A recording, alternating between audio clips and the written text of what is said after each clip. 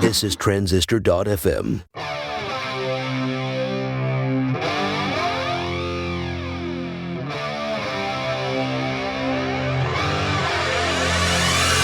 Hey everybody, Justin Jackson here. Welcome back to the Product People Show. In this episode, I'm talking to Adam Wathan of testdrivenlaravel.com. He has an incredible launch story. Really excited to share it with you. And this is actually also a full-length video interview that you can get as a part of the Marketing for Developers course. And right now, you can get $50 off that course if you go to megamaker.co/coupon, or you can also go to the show notes for this episode, productpeople.tv/82, and get the coupon there. All right, let's get into the interview.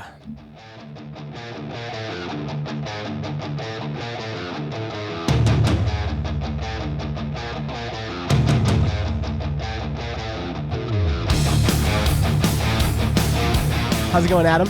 Pretty good, man. How are you? Good. I thought we should jump on another call. It's December 23rd right now. One, because it'd be nice to put something out over Christmas. You know, people have time sometimes. They're wrapping presents or, just hanging out after the Christmas meal, washing dishes, right? Yep. And the other thing is that you just had a launch. So the last time we talked about your refactoring to collections launch.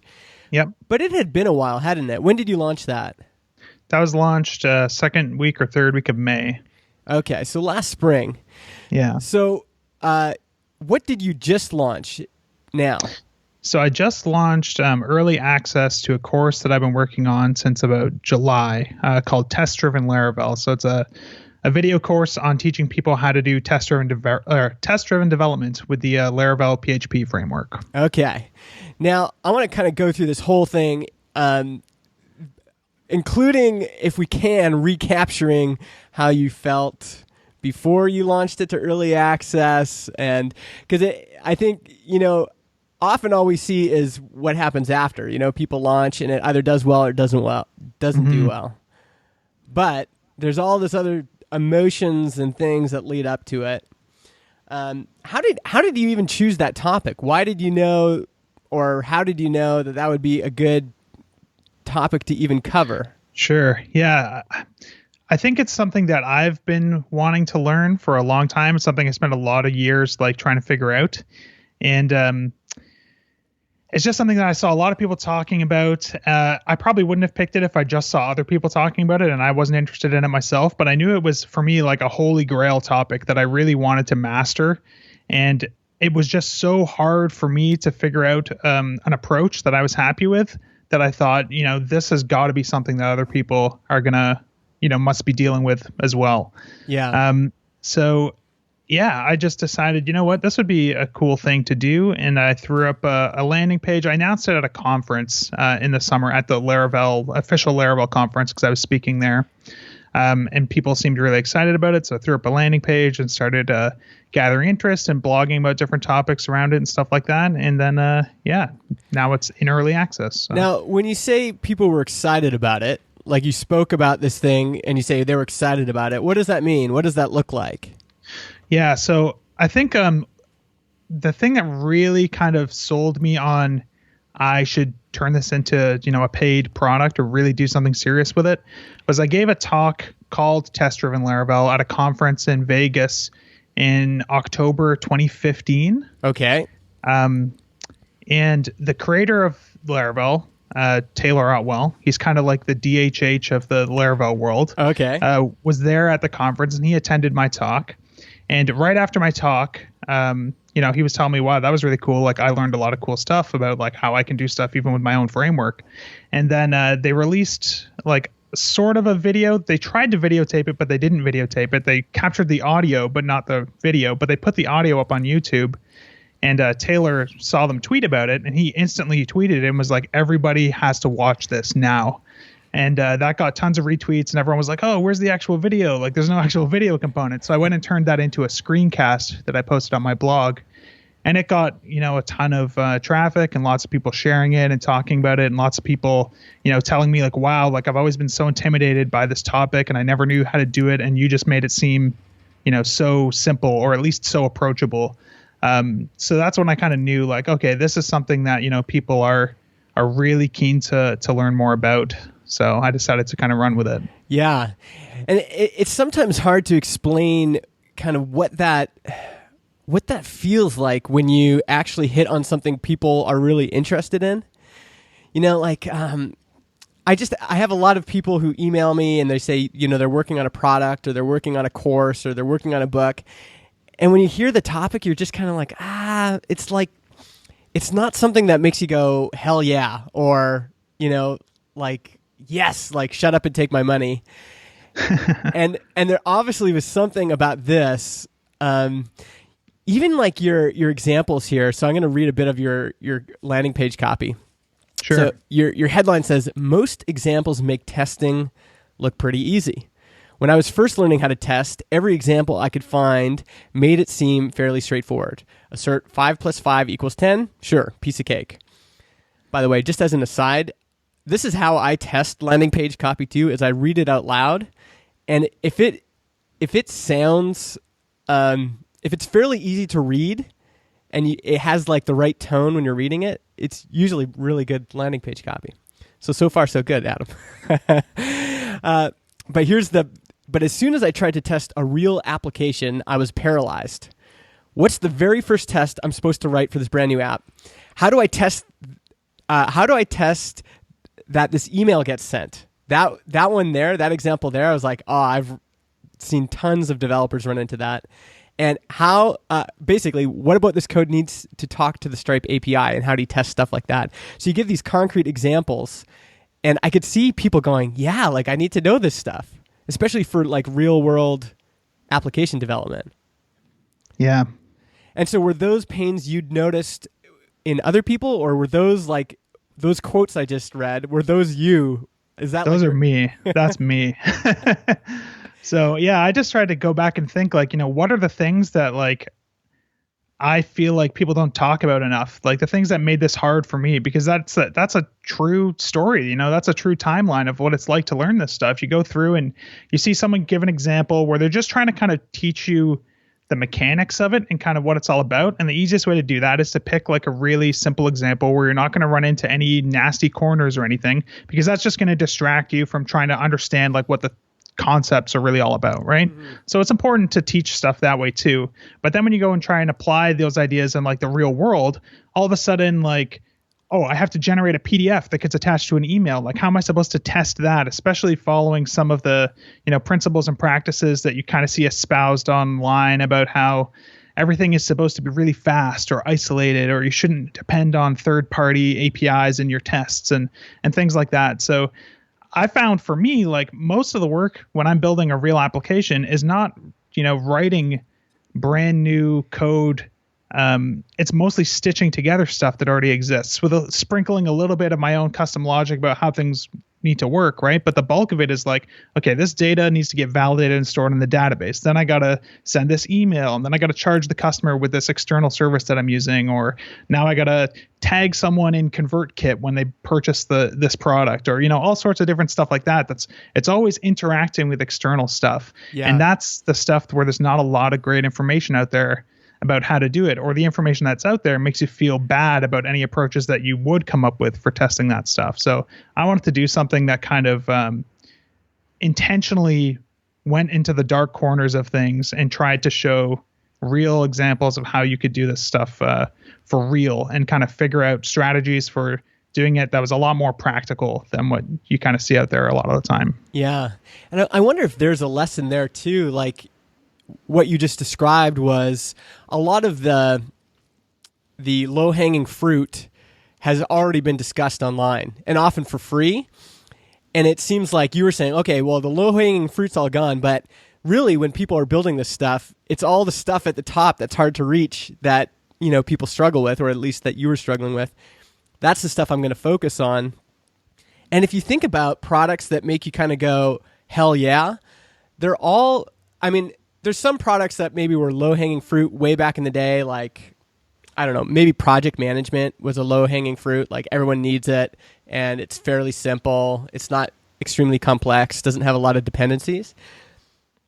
But something like Stripe, like that is not low-hanging fruit. Like that's a complicated, service where they have to, I think I have friends that work there, and they say, like, if we could see what's happening in the back end, we would all just like, like faint, like they're like printing out like bank statements from, old legacy systems and reconciling them manually and doing all this crazy stuff. Right. But when we see Stripe, we're like, hell yeah, like I need that because it addresses this high point of friction. And it seems like this test-driven Laravel course had a similar kind of feel to it. Yeah, for sure. Now, did you know though that was widely felt? Like, were you like, I've got this pain, and also other people have this pain? It's hard to say. Like, I definitely had seen other people talk about it, but not a ton. Like, it's one of those things where I think there's a little bit of shame associated with it almost. Like you don't want to admit that like you don't understand something or you don't know how to do something. And that's why people just end up not testing their applications or whatever. Yeah. Because they don't really want to put themselves out there and go and ask the questions. Like everyone is saying like, I shouldn't do this, but I can't figure out any other way to do it, and they don't want to look silly or whatever. I was not afraid of that. I really tried hard to like get direct answers to things and get into arguments with people that would tell me something was not the right way to do something and bring it back to the concrete and be like, okay, well, if you say that this is the right way to do it, how do you do it when this is what you need to do? And, you start to kind of like chop some of these people down a little bit that kind of make you feel bad about things and kind of realize, okay, well, it's not that these people actually have the answers. There just seems to be a tendency for people who, I don't know how to say this. I think it's like there's this kind of like weird curve where you're more likely to kind of talk about something online as if you're an expert about it, like when you're way earlier in the learning process than you actually might think you are. Yeah. And a lot of the people who really know how to do this stuff well are a lot quieter because they're not excited about the topic anymore. They've kind of figured it out, and they don't really see the need to devote all this time to discussing it online. Yeah. So this trend I tend to see is like when people who talk about stuff a lot are usually like still learning it, but there's a group of people who feel like they know everything, and those are the loudest people. And it's easy to kind of see that and think that that's the way that things should be done.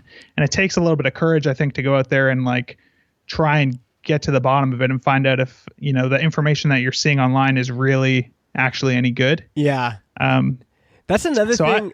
That's another thing I really think is maybe not unique to you, but you get into, like, you choose a topic and you're not just like in your cave writing about it. You're out in like the real world, banging into people and talking about things and like really getting dirty. And I wonder if that's another mistake product people make, is that, they're just working on things kind of in their own little bubble, and they're maybe sometimes scared to like, interact with the real world or test some of their ideas in the real world. But that only gets scarier, because then if you have to actually launch something that you haven't tested anything, like you haven't like released anything to the public and had them give you any feedback on it, to me that would terrify me. But at least you're kind of like testing in little bits as you go.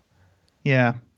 Yeah, and it's not really intentional. It's more just like, I need to get these friggin' answers somehow. And the only way to do that is to go out and talk to people and, see what other people think and try and apply this stuff for real, and then go back and be like, okay, I tried what you said. It didn't really work. Yeah. So, you know what I mean? So just, you're right. Getting dirty is kind of the right way to. Yeah.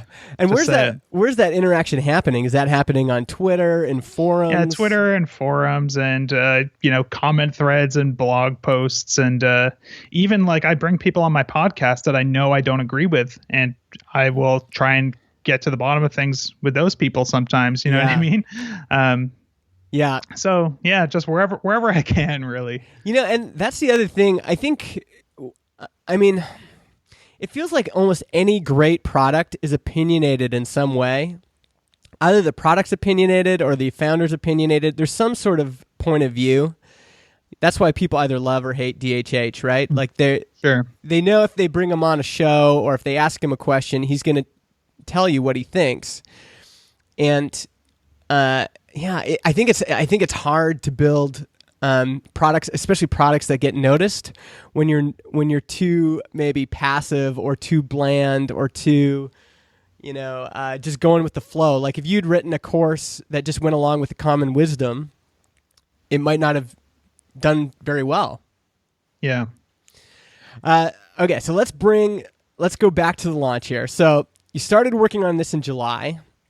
I think some people are I want to get to the actual launch sequence, but some people want to know, like, do you just launch right into things? Do you like start recording day one? Did you Sure. work on this demo application first? Like do you write an outline? Yeah. So what I did is I spent a bunch of time trying to figure out, like, okay, I know the way I want to do this course is I want to build an app like from start to finish and keep like the same context the whole time and try and pick something that's going to touch on as many of these kind of different areas as possible. So I would brainstorm with some friends, and eventually we came up with this idea of like an Eventbrite style app, like something where you could like post events and purchase tickets and stuff like that. And then from there, just kind of tried to narrow the scope down to that into something like kind of pretty focused and small, but still kind of touching a little bit of a bunch of different things. So then I worked with a friend of mine, Steve, who's a designer, and he just, helps me a lot with product stuff and from a design perspective. And we just started working on trying to figure out, like, what is this app going to be? How is it going to work? What are the flows going to be like? And just trying to like prototype it together and kind of figure out how's this thing gonna work.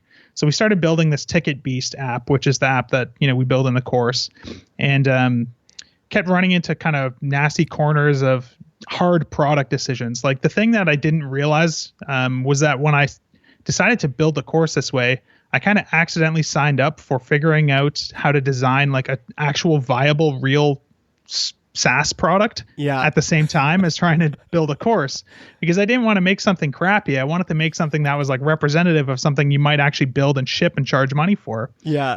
So we probably spent like almost 2 months trying to really figure out like, what does this thing do? What doesn't it do? Why is it a good app that people would actually want to build? Because it's easy to just like add a feature for the sake of showing it in the course, even though it maybe doesn't make that much sense for the product. But I didn't want that. I really wanted it to feel like, real stuff. And we're going to run into hard things because these are the needs of the application. Yeah.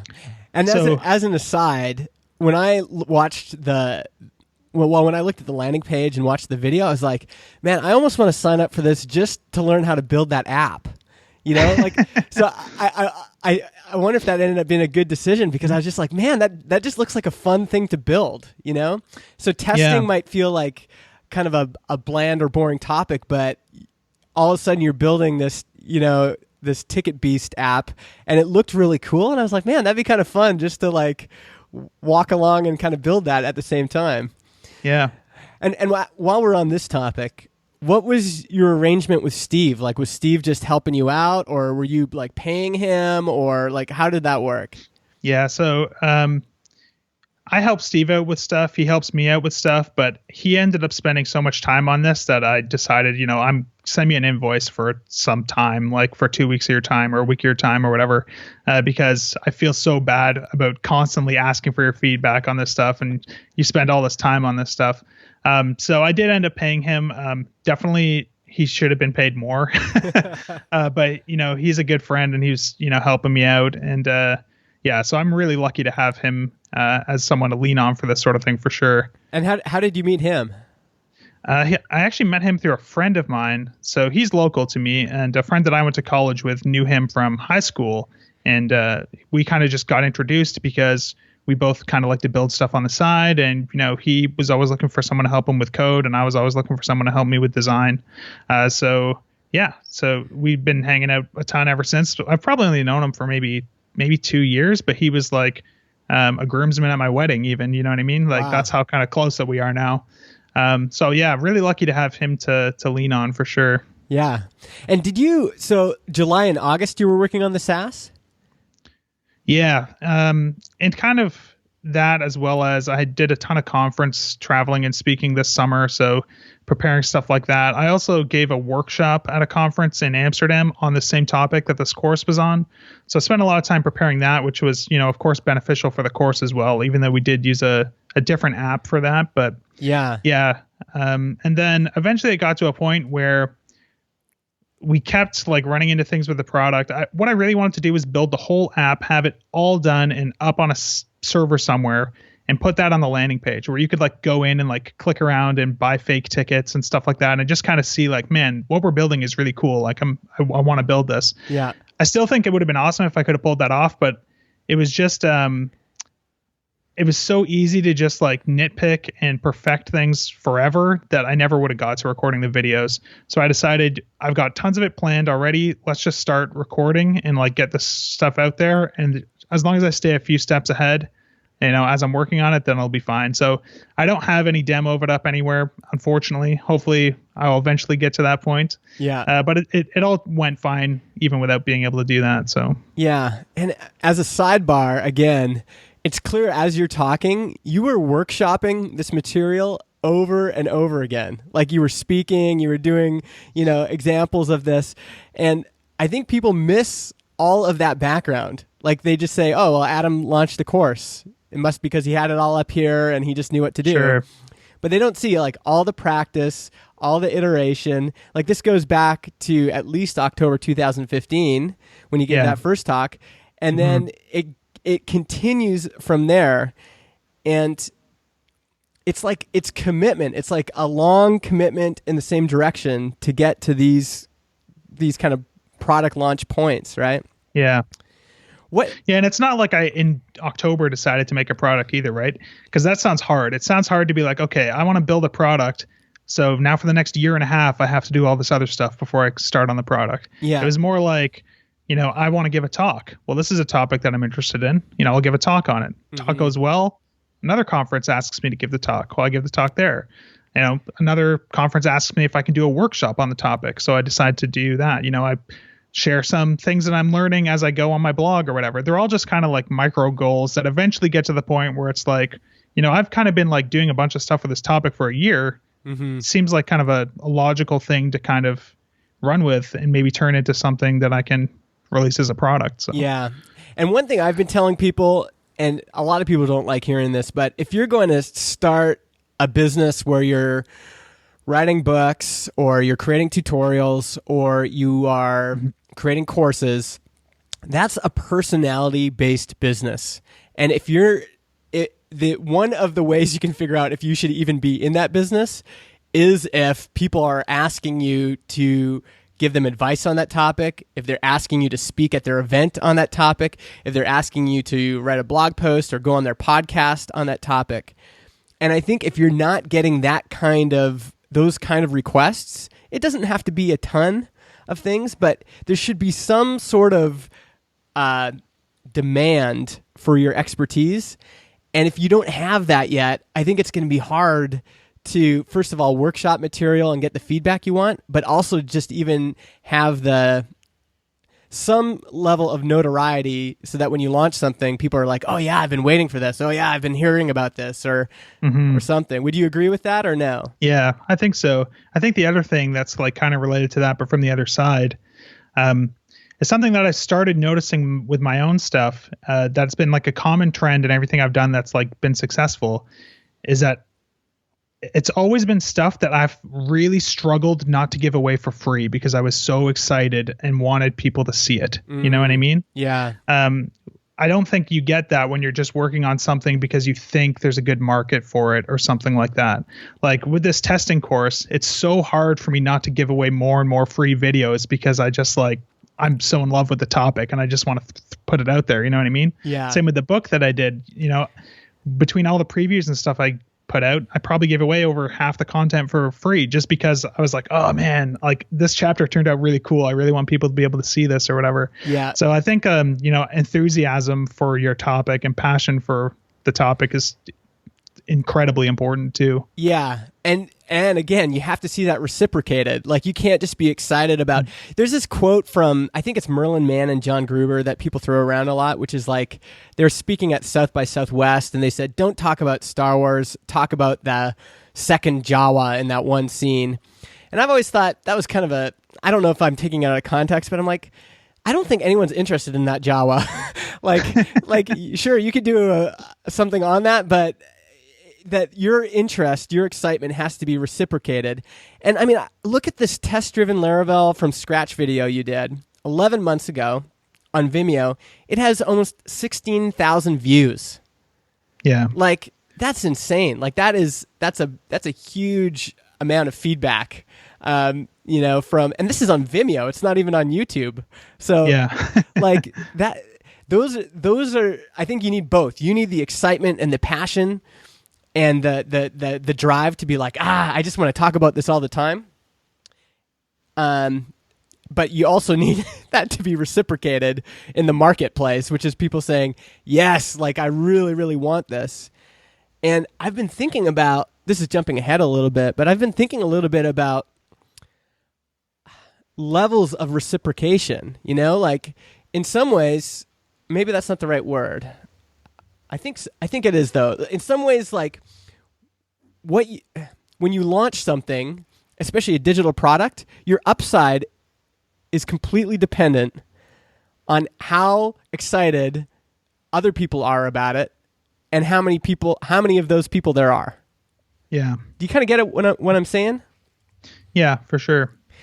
And so I think, sometimes people are like, okay, well, I'm going to write about that second Jawa in Star Wars. and sure, you could be super excited about it, but if there's only 5, if your total market size for that is 5 people, then you don't really have a product unless, you can sell it for, I don't know, $20,000 or $30,000 a piece or whatever, right? Sure. Anyway, okay, so what point, going back to your launch, what point did you put up your landing page? So there was a landing page up in July, which was just a really basic landing page that was kind of like, a list of bullet points about, like, here's some of the hard questions that I've had about testing that I'm going to try and answer in this course. Sign up for updates, and I'll let you know how the progress is going on it, sort of thing. Yeah. So you decided you decided I'm going to build this, and your first step is to put up a landing page with an email form. Yeah, 100%. Because that's the only way I'll start working on it, is when people expect it from me. Like, I'm a bad procrastinator, and I'm also bad at doing, like, the first 80% of the work that gets me all the satisfaction I need, and then just abandoning something because I've gotten what I need out of it. Yeah. But as soon as I commit to something in public, then it makes it a lot easier for me to follow through. So I've learned that for myself, that the most important thing I need to do if I want to actually get something done is to promise people that I'm going to get it done for them. And then I have a little bit, of accountability there. So yeah. And did you put a date on that? Like, did you say, I'm going to have this done at a certain point, or you're just like, I'm working on this and here's the sign up here? Yeah, I think originally it said like this fall, because I didn't want to commit to a hard date until I had kind of put in a little bit more work and started to kind of get an idea of how long things were taking to get done. Eventually, I think probably in October, I committed to a date of November 29th. Okay. And that was going to be my launch date. Okay. And so when you put out the landing page, what kind of initial feedback did you get? I don't know specifically, honestly. I remember everyone thought it was, exciting. There's probably a tweet that I could find and we could kind of see, how many people retweeted it or whatever. How many people, did you get a sense, was there people signing up for the waiting list? Yeah, definitely. More people signed up for that waiting list than signed up for my book waiting list, for example. Okay. I think I probably had, I was getting I probably got like 400 or 500 on the first day by announcing it at the conference, first of all, where there's 500 people in attendance at the conference. Yeah. And the conference was streamed, so a bunch of people were watching online and stuff. And I was tweeting it out, and people with large audiences were retweeting it for me. Yeah. So a lot of uptake at the beginning. And then, the whole time I was working on it, I'm actually looking through my Twitter search history now. I can see I always forget how much stuff I share. Yeah. Like even just little things like I'm going back through and rereading this book right now to see if I can take anything away from it. Share a picture of the book and just kind of say like, hey, here's something that I'm looking at. Or I spend a bunch of time making like fake concert posters for the app, making these like dream concerts of bands that like don't exist anymore, and stuff like that. I even went so far as to like make like the itineraries on the posters like reasonable. Like, okay, well, they're going to play Portland and then they're going to play Seattle and then they might play Vancouver, silly things like that or whatever. But yeah, no, the reception was like really good. I wish I could find this. I'm looking at a tweet from July 27th where you say, just announced my next project at Laracon US, and that has 56 retweets and 200 likes. Yeah, which is a reasonable amount. Oh yeah. And even getting 500 people the first day, again, like I think that shows this level of feedback that people who are building something for the first time don't often realize what kind of response you're looking for. Like the response you get as you're talking about it is a mixture of a bunch of things. It's a mixture of your current reputation. It's a mixture of your network, how many people are sharing it. It's a mixture of if you've picked a topic that people are excited about, all those things, how big the audience is. But getting 500 people the first day is a really, really good sign that you're on the right track. For sure.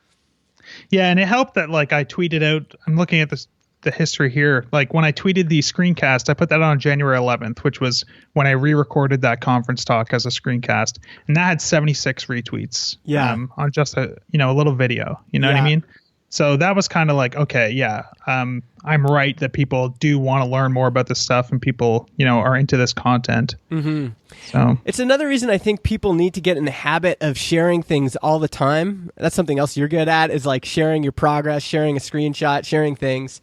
Is you get this barometer for whenever response is different or higher than the norm.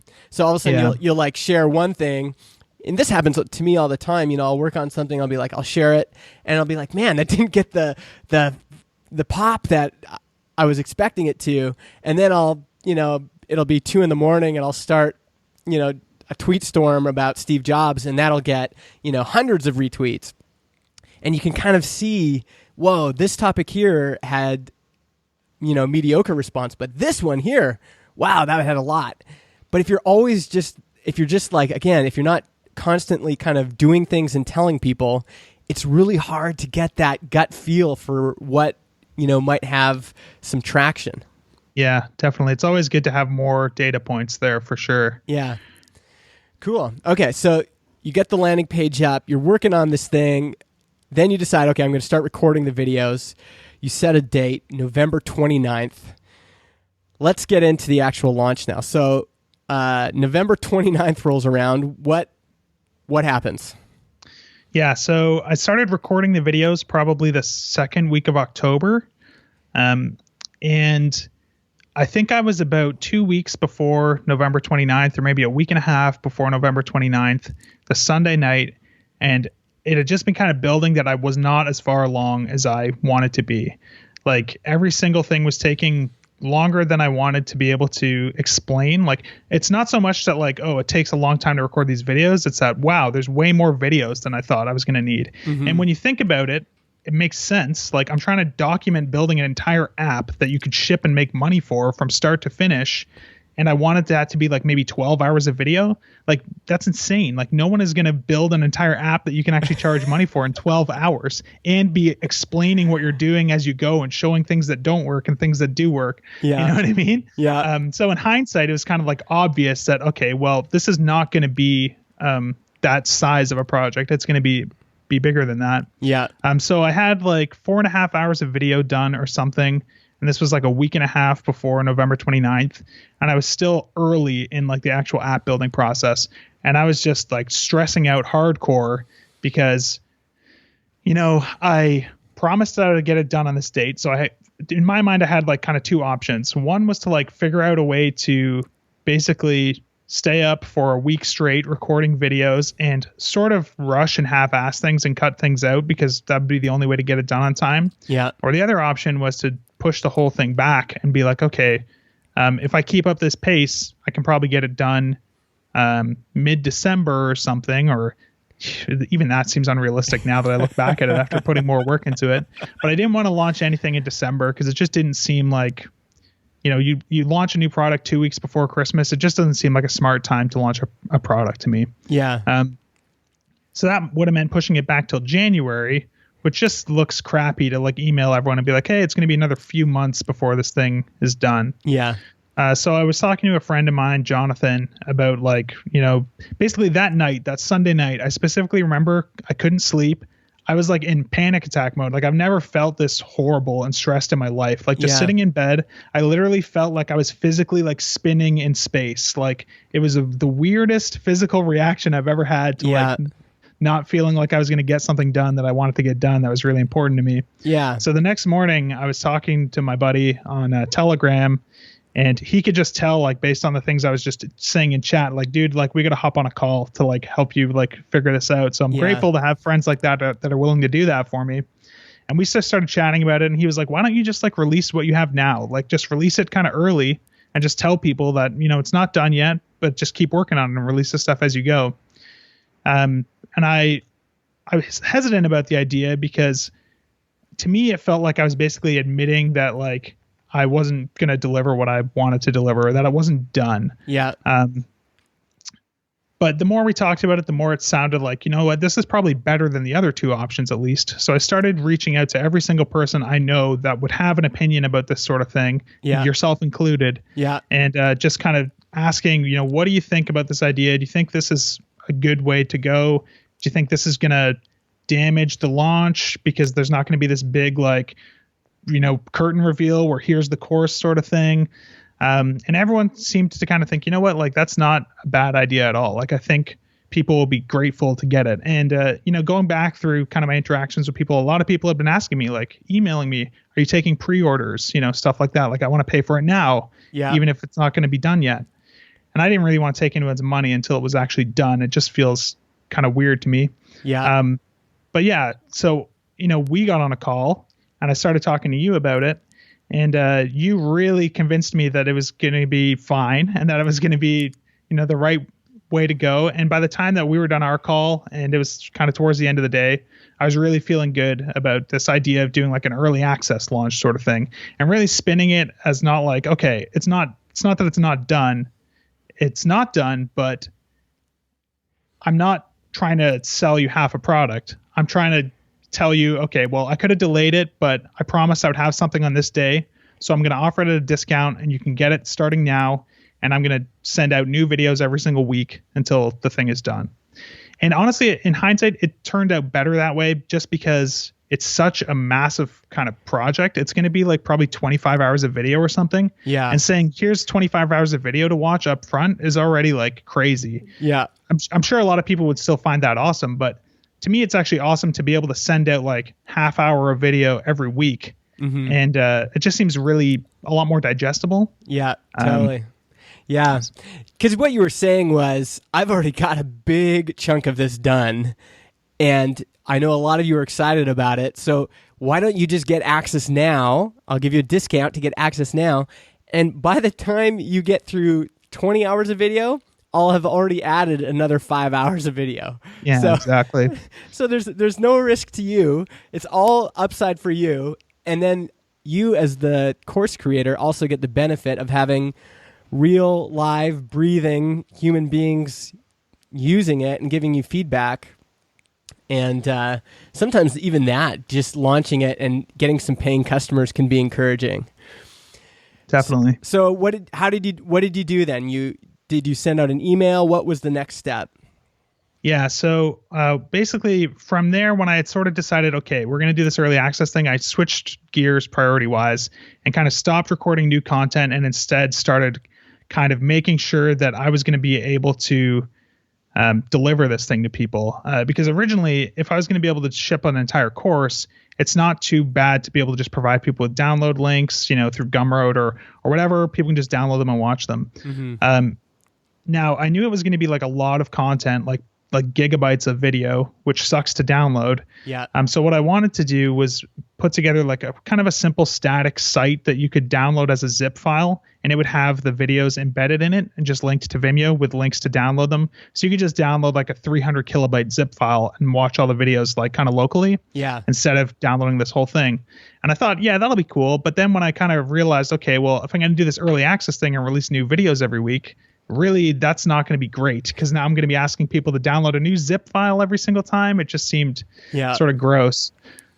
So all of a sudden I was in like app building mode. So so now it was like, okay, we got to like build this as like a hosted course app. And I contracted that work out to a friend of mine, which is the first time I've ever paid anyone else to program for me. Yeah. Which made me feel like a real entrepreneur. Yeah. Finally, to pay someone to do the thing that like you like to do the most. Yeah. And how did that feel? Like, was that, were you like kind of bummed about it, or were you just like, I got to get this done. I need help.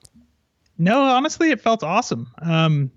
I still like spent a ton of time on it after the fact. Like, you know, he did an awesome job and there was nothing about it that was bad, but I just kept having new ideas on like how I could, you know, add new things to it that would make it better. But it went really, really well. So he put that together for me, and I got all the videos kind of uploaded and loaded into this app, and I deployed this thing.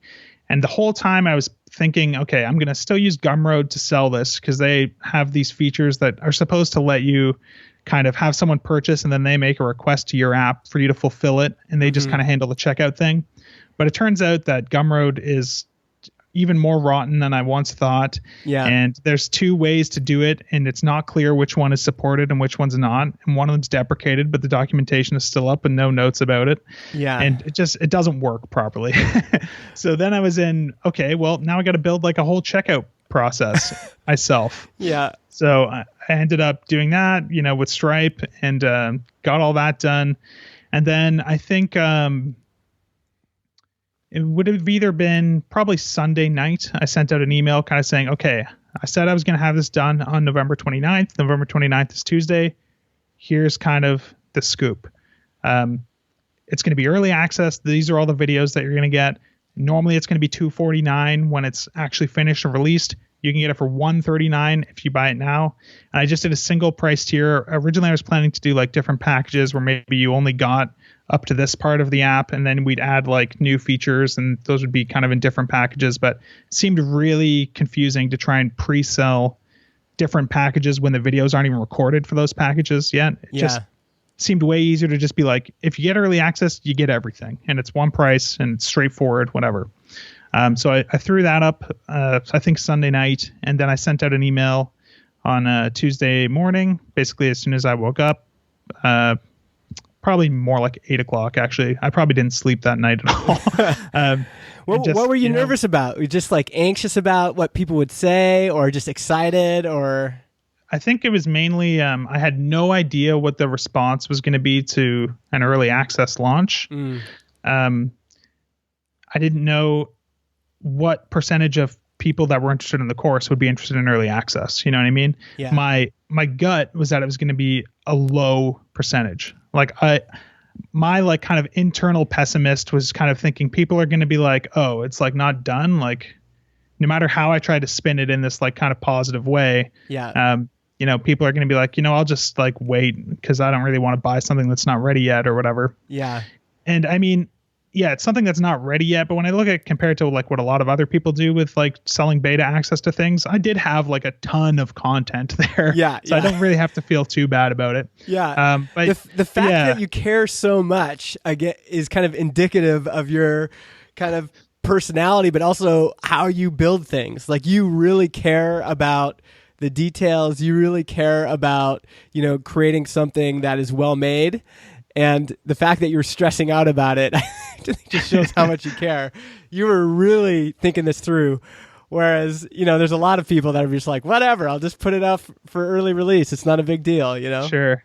I mean, I think there's benefits to both mentalities. And a lot of the time I wish I could be a little bit more relaxed about it. But yeah, so I put it out, and my goal was kind of like, if I could do like $30,000 in like the early access, that would be awesome. I would feel pretty good about that. Yeah. And then have another launch when everything's done, maybe do multiple packages then. And I was expecting that kind of the bulk of the revenue would come from like the real launch. Yeah. But we can get into what actually happened if you're interested. Yeah, I'd love to hear it. So what actually happened? You sent out the email. What happened?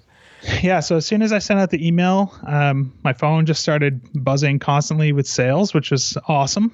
So there's always a bunch of people who are waiting for it and are ready for it, right? So they're going to buy right away, which is an awesome feeling. But I think within, I think it was probably 25 minutes in, I had already made $30,000. Wow. Sorry, 20 minutes in? Yeah, something like that. And then within the first 24 hours, I made 110,000 Canadian. Wow. Yeah. Okay, so that's an unbelievable launch, and way surpassed your expectations. So, like, what did you think those first 20 minutes? Were you just like... What? I was just in shock. I was kind of like, okay, wow. Just kind of messaging my wife, like with numbers, like as they kind of came in, just kind of like, I don't know. I mean, it was awesome, but it was also stressful because unlike the book launch where it was like a totally finished thing, this was like, okay, all these people are buying it. I hope they're happy with what's there so far. And I really got to deliver for these people, going forward. It's not like the other launch where it was literally like sit back with feet up and just like, hope that people buy. Yeah. Knowing that like all the work is done. This was kind of like a little bit of both. And also the fact that it's like an actual app that's hosted. And I'm the only one in charge of it. And I've got, hundreds of users using it. And there was like a bug within like the first hour, which, is horribly embarrassing when you're selling a course on like testing your software. But yeah, just like kind of that stress of like, I got to deliver for these people. All these people are paying me. Like, it's always like, it's awesome to like have people pay you for something that you did, but it's also kind of like, it always still feels weird to me that someone else is giving me their money. Like something about it, just like, even my wife says this all the time. She's always saying like, it doesn't feel real and that she feels like she's doing something wrong and that like she's always worried like when are we gonna, like she feels like we're gonna get caught or something, you know what I mean?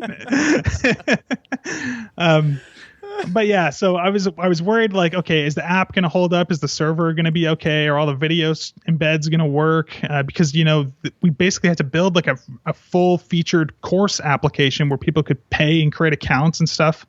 Yeah. In a couple of days. Yeah, that's crazy. So it all went fine though.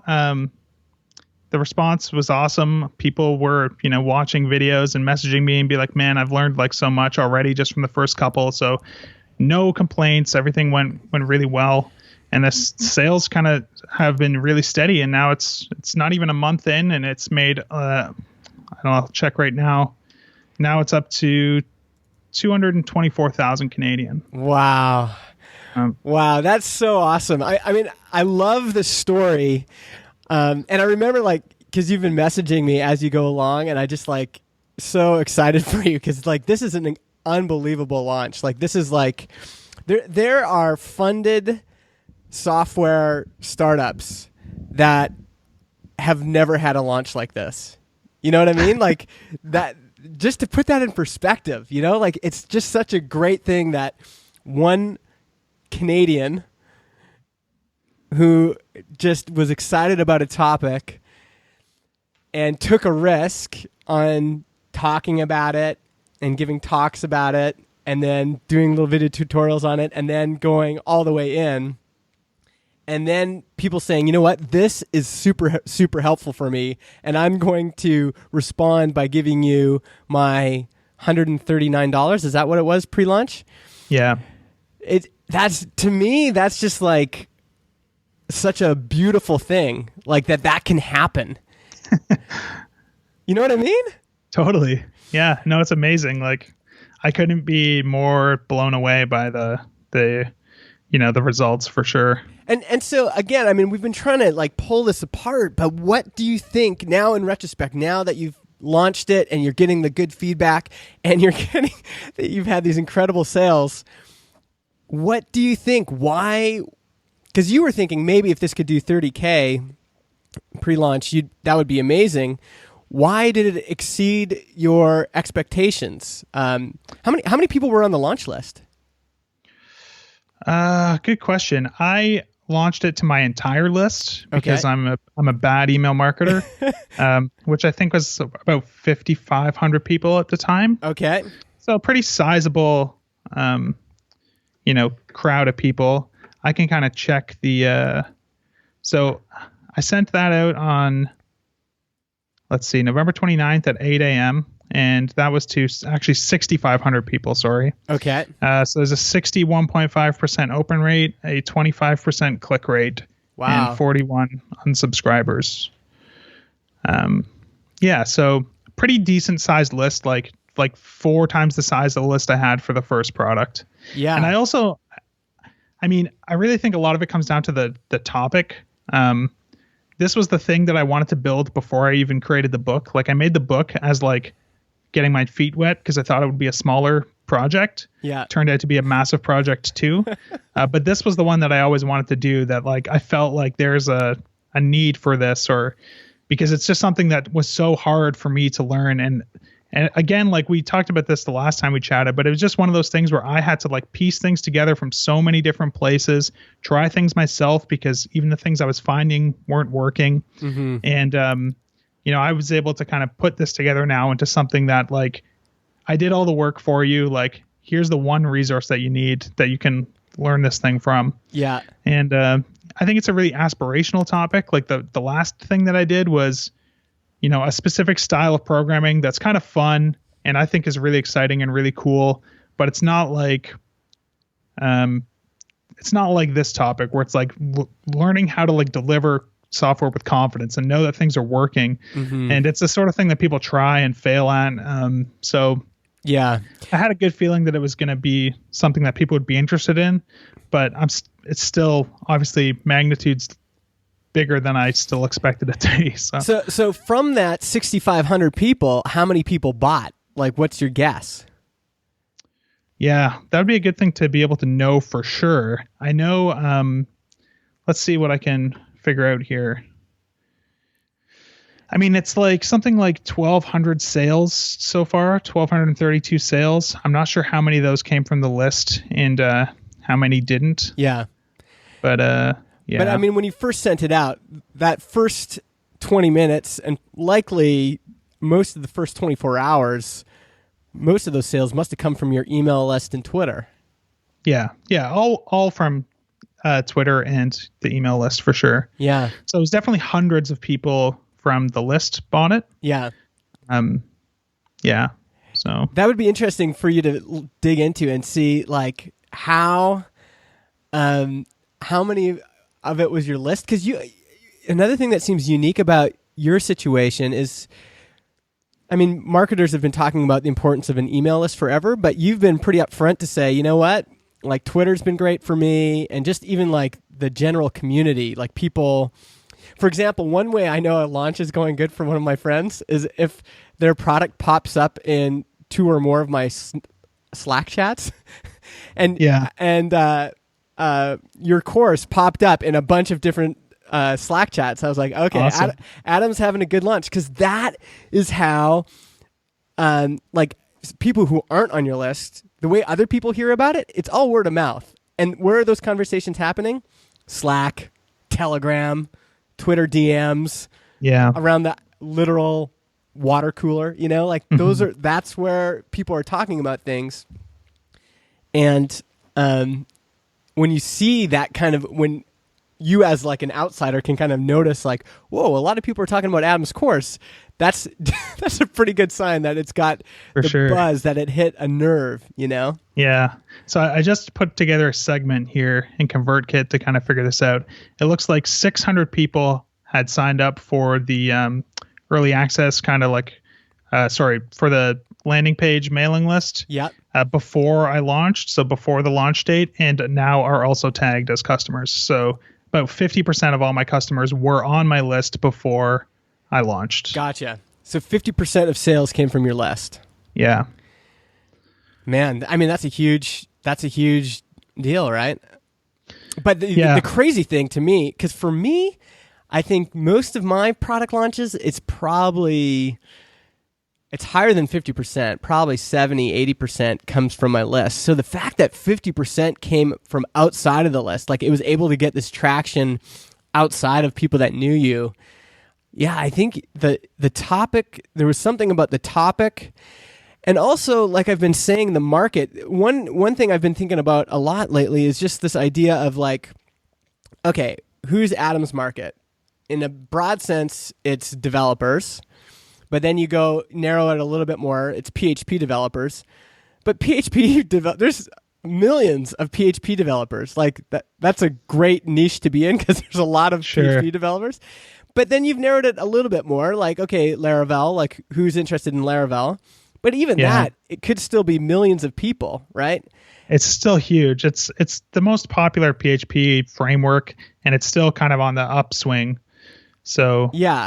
And again, so when you're choosing, I think maybe we've gotten too obsessed with this idea of choosing a niche. Like everyone's like, niche it down. And I'm like, well, you gotta choose a niche, but it's a whole heck of a lot better if you can choose a big niche with people that have money that also congregate online. Like you kind of hit every single one of those check marks, like your market is just kind of bang on for a great market. And it's not a tiny little niche. It's like there's a lot of people that could potentially be interested in this product. Yeah. I'm lucky in that sense for sure. I don't know. I feel like I don't know what I'm doing, and like none of the success is like intentional. So I don't know what to say. I try to pick up as much information as I can and try to do, things right.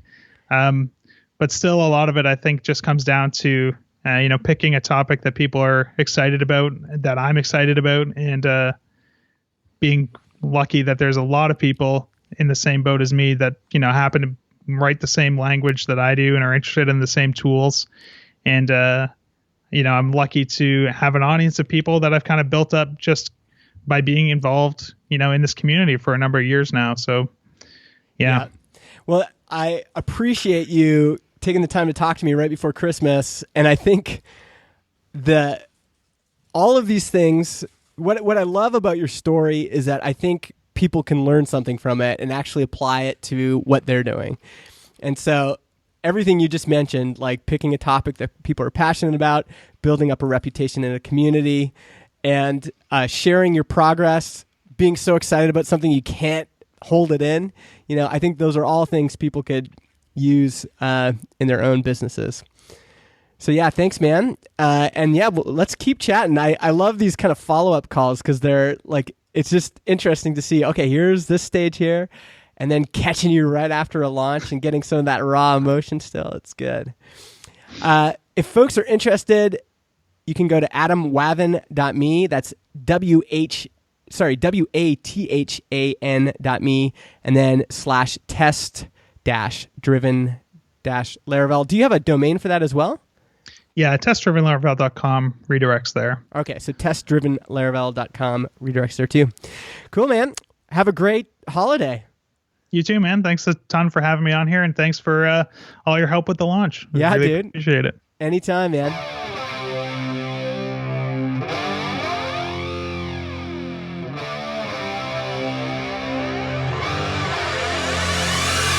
So thanks again to Adam for being on the show. You can follow him on Twitter. He's Adam Wathan. And go check out testdrivenlaravel.com. It's incredible. It's had a great launch.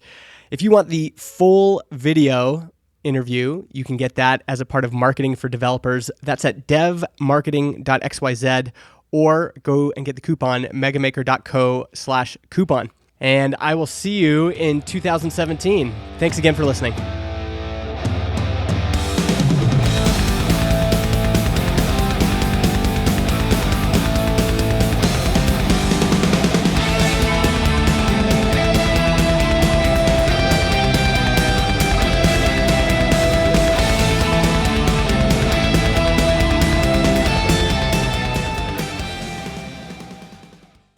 Podcast hosting is provided by Transistor.fm. They host our MP3 files, generate our RSS feed, provide us with analytics, and help us distribute the show to Spotify, Apple Podcasts, and more. If you want to start your own podcast or you want to switch to Transistor, go to transistor.fm/Justin and get 15% off your first year.